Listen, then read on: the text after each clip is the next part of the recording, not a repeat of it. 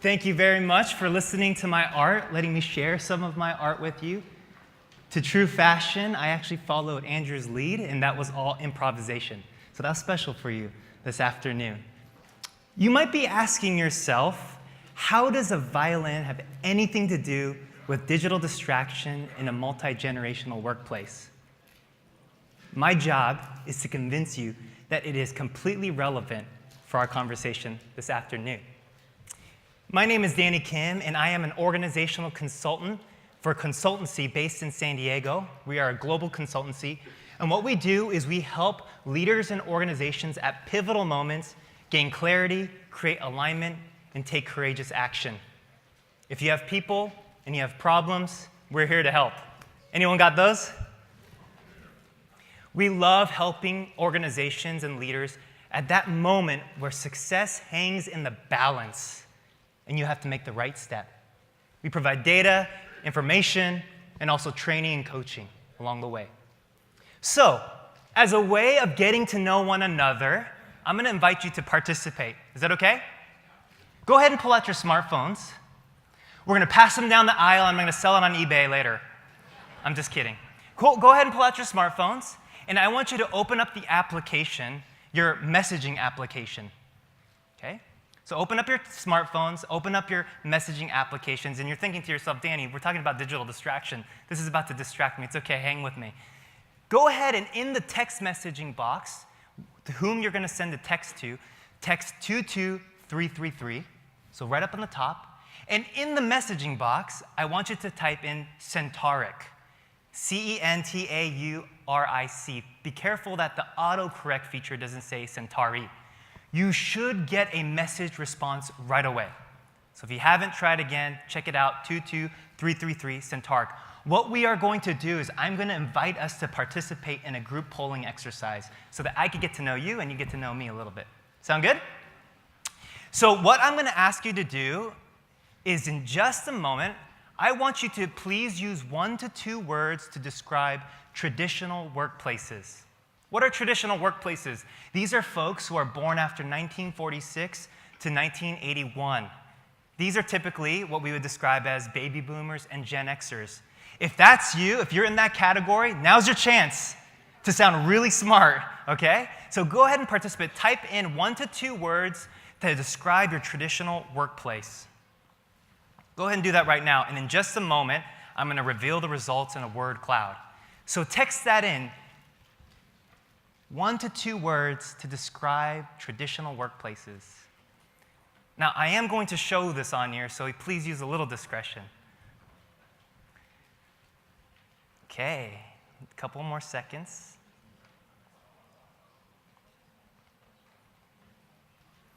All right, let's go ahead and show the results. This is a word cloud. Of all of your responses, the words that are bigger are the words that most of you typed in. Office, boring, structured, interesting, food, organization, cubicle, wasteful, clock. Interesting, we have some mixed results in here, don't we? Now, the moment you've been waiting for, I'm going to invite you to do the same thing for current workplaces. What's 1 or 2 words you would use to describe current or future workplaces? These are folks that are born after 1981 to 2010, millennials to Gen Zers. Gen Zers are not quite all in the workforce yet, but they're emerging, aren't they? So go ahead and text in 1 to 2 words to describe current to future workplaces.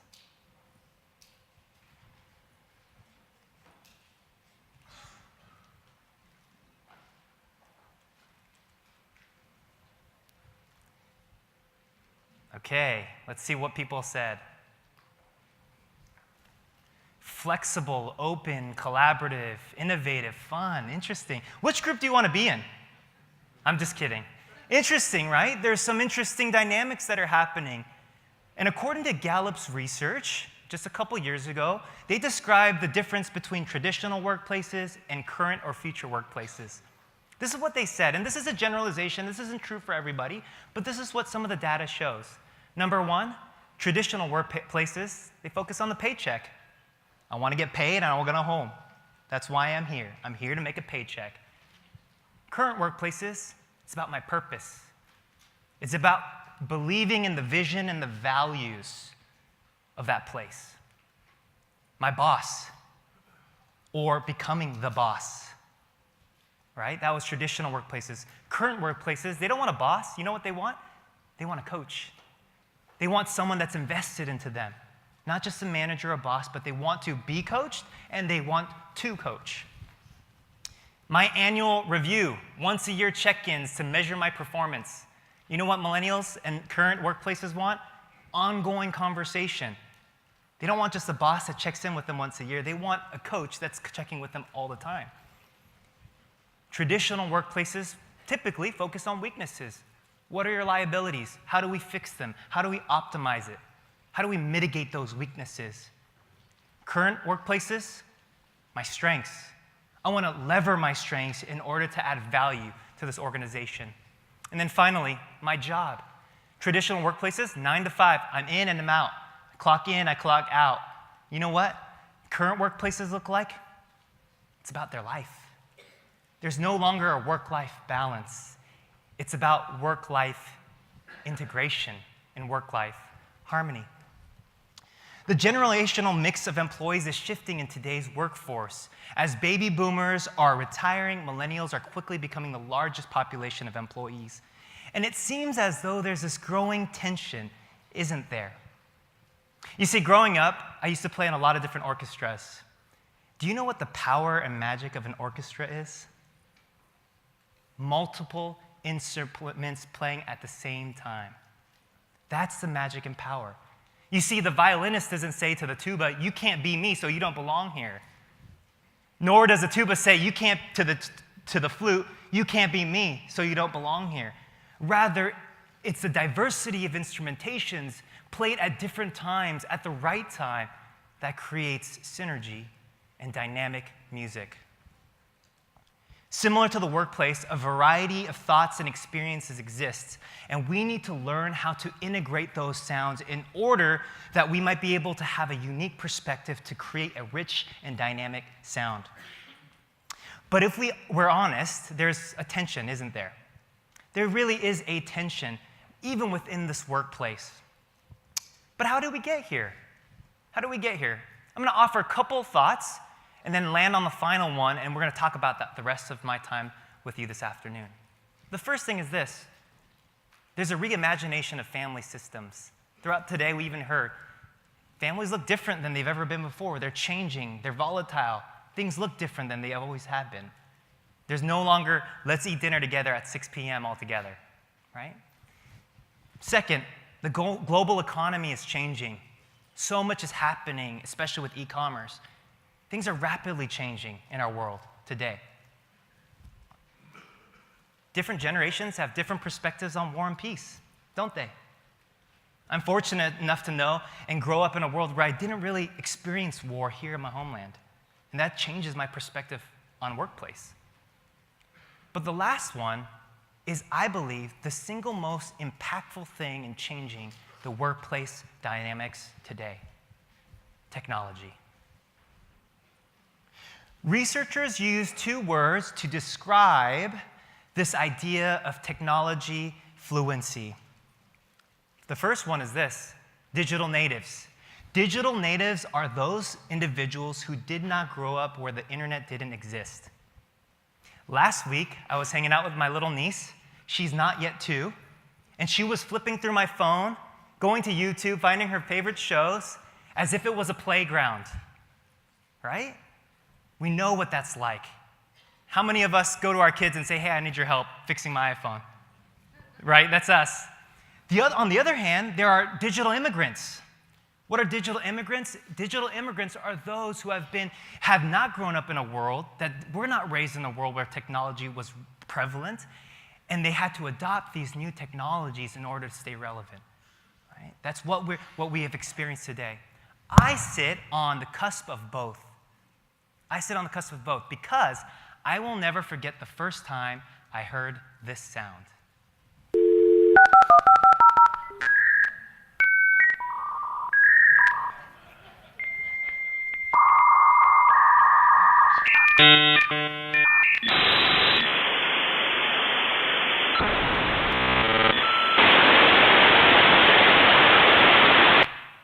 got mail.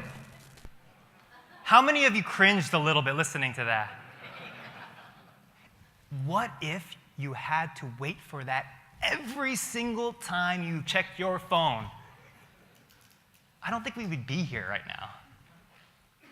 And I remember that moment because that sound reminds me of a whole new world that I entered into in my early teens, right? So we have this sound of digital, these things that are changing the landscape. And here's the thing, researchers suggest that the smartphone is the most important survival tool of the 21st century next to our keys and our wallets. And some would argue that the smartphone is going to take over both of those, in fact, okay? And other researchers suggest that the next evolution, the next human evolution, is from Homo sapiens to Homo smartphonians. And isn't it interesting that this graphic actually shows us devolving, not evolving, correct?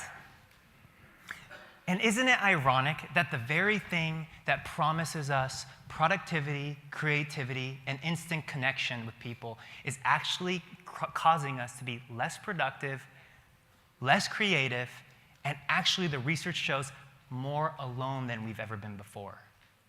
That's what the research shows.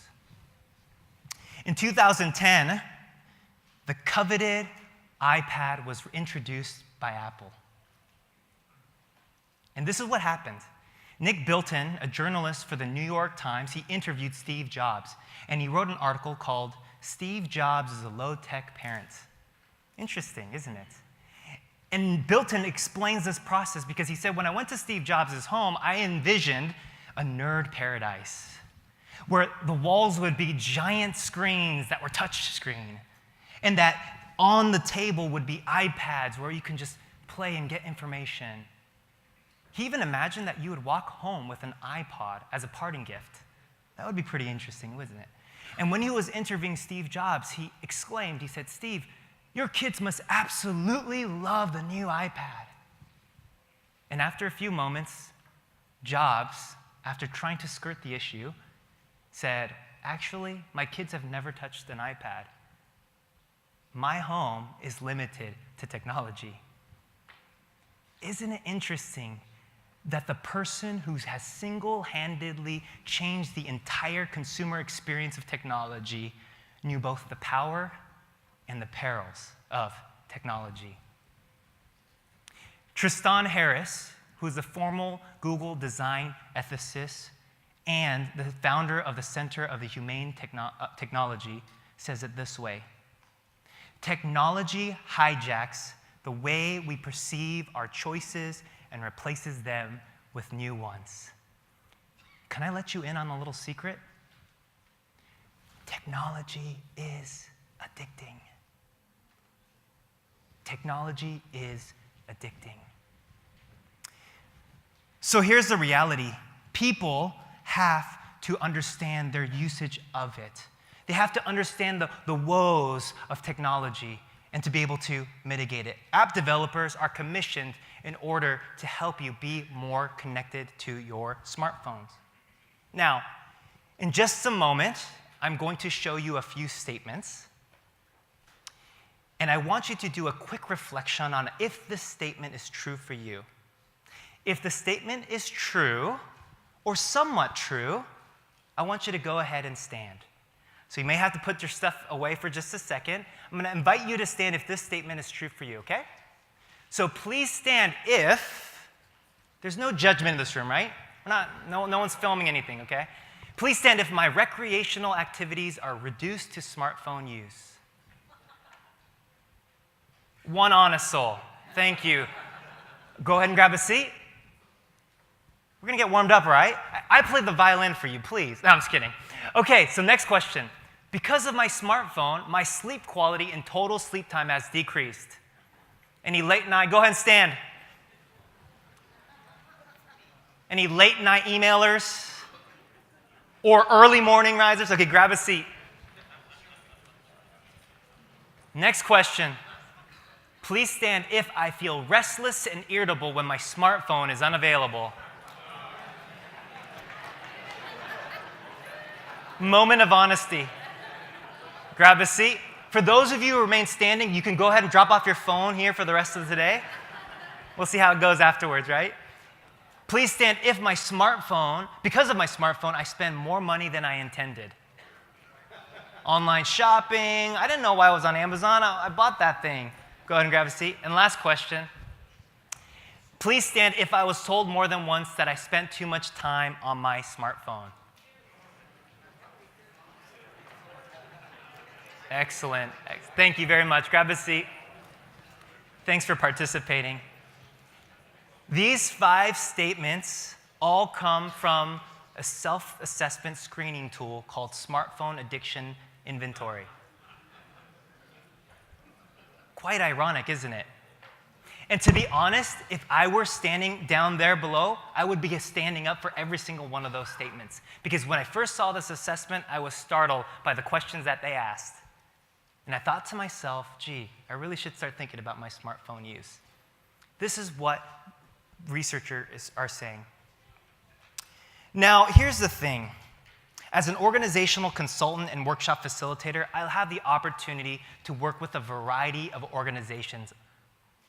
I love being able to watch the way people interact in organizations. And our firm, we do research on leadership and what makes leaders great in their organizations. And we love facilitating conversations, meaningful conversations, in order to meet a business objective. That's what we do. And this past year, one of the things I started doing was experimenting with digital distraction. You guys want to see what I got? So this is what I did. I would walk into these workshops, and I would say, please put your smartphone away in the basket right in the middle of the table for the rest of my workshop. Everyone said, oh, absolutely, here's my phone. No, you know what they did? They were like, are you serious? You really want us to do that? Right? And then we even said, hey, please put your laptops away as well. And I wanted to understand their behavior and see what that might look like. And then I asked the question. I asked simple questions like this. What's one app that you would delete to increase your focus? Any guesses out there? Facebook, Instagram, absolutely. At the top, Gmail, Slack. The things that allow us to connect with one another, both personally and professionally, was the thing that was getting in the way of their focus. That's what they would delete. I wonder what app you might delete today in order to increase your focus. You know the one that pops up those notifications and blings left and right and keeps you up late at night and then actually causes you to spend more money than you intended? Yeah, those apps. That's what we would do. Then I asked this other question. What's one word to describe how you feel putting your phone away? Remember the basket experiment that I tried? I said, what's one word that you would describe how you feel putting your phone away? And this is what the results showed. 42% were negative, 21% were neutral, and 36% were positive. Folks that said that were negative said they felt like they were being babied. They felt like they weren't able to be trusted for some reason. Right? They felt disconnected in some ways. But you know what the people said that was positive? Those that were positive said things like freedom, focus, boundaries. Those are all pretty good words. And I was intrigued by this mix of responses because it was a mixed bag of things. But then what got really interesting. At the very end of that same workshop, when I asked those words, I asked them this question. On a scale from 1 to 9, what was the most impact on your focus of not having your smartphone during this workshop? 100% of participants said that they felt more focused than when they had their phones with them. Interesting responses, isn't it? We even had this one thing happen where as the workshops went on, people stopped bringing their smartphones with them altogether. I didn't try this, but I was changing their behaviors because they knew I would ask them to put their phones away. And hopefully, people were becoming more focused in the workshops that I was leading. They didn't need the phone for 90 minutes. They were able to be fully present with us. So how do we manage this technology vortex that we find ourselves in? Is it that we just throw our phones away, get rid of email altogether, and go back to the good old days of fax machines and wired telephones in our cars? Some might argue for that. But I've got another opportunity and suggestion.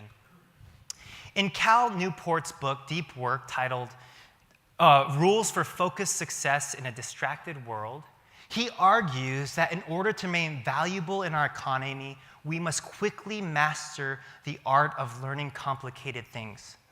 He juxtaposes two kinds of work: shallow work and deep work. Shallow work, you might ask, what is shallow work? Shallow work is perceived urgent tasks like the tyranny of emails. You know what I'm talking about? One researcher suggests that emails are kind of like modern-day zombies. You kill them and they keep coming back. And they're perceived important, but sometimes they're not important at all. They're distracting. They're urgent because they pop right up, but we have to be careful how we interpret those things. And so we have emails pop up. You know what, to be honest? We feel good when we delete an email, don't we? A little bit of dopamine gets hit into our skulls, and so we keep going back for it. And we say, well, just one more. Just one more. Smartphone addiction is akin to behavioral addiction, much like gambling and shopping. And what happens is we become, our neurology changes because neurons that fire together wire together. And so when we delete emails and interact with emails, we feel productive. And yet, Cal Newport says that this is shallow work. Second, calendar invites. People steal our attention and our time, don't they? They get into our calendars and say, I want to meet with you tomorrow at 3 p.m. Do you say no? Can you say no? What kind of work culture do you have? Think about meetings that are either distracting or pointless. You're sitting in the meeting and you're thinking to yourself, why am I in this meeting again? Or you're in the meeting and everyone else is on their smartphones. So then you spend 60 minutes and you think to yourself, did we get anything done, or were we just all working together in the same room? This is shallow work. And think about notifications. The research shows that it takes an average human being about 10 minutes to go from focus to being distracted to getting refocused again, to getting into that zone of focus. Multitasking is not a real thing. And we're not as productive when we do that. Now let's talk about deep work. What is deep work? Deep work is distraction-free concentration necessary to add new value. Think about this. Deep work is when you're sitting in a conference room thinking about your 2020 strategic vision and everyone is fully engaged. No distractions, nothing else that matters. You're in a war room kind of setting. Deep work is when you are sitting down by yourself in an undistracted manner and cranking out emails, perhaps. Deep work, focused planning, undivided attention. You see, this deep work comes from the idea of Carl Jung, a world-renowned psychologist. And one of the things that he would do is that he would build a tower out of stone in the woods to promote his professional work.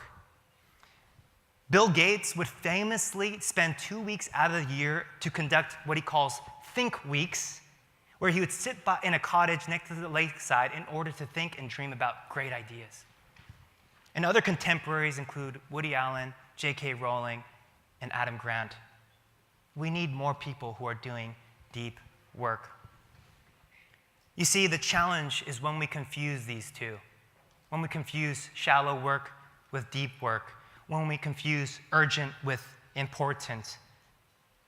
Not everything that's shallow is important all the time. It may be urgent, but it's not important, and we have to distinguish between those two things.